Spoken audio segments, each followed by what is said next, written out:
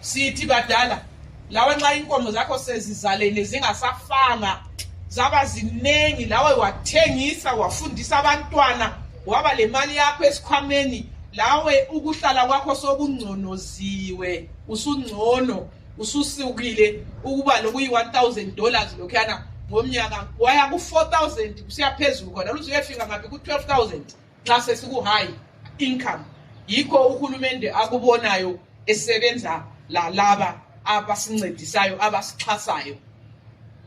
It is but one brick as we build our country, brick by brick, stone upon stone.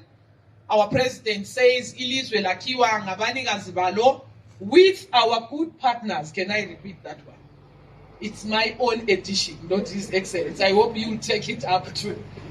Zimbabwe and EU have noticed that we are going to be together for a long time with other partners. With those few words, ladies and gentlemen, this building is officially commissioned. Riaboga, Tinotenda, Siaboga.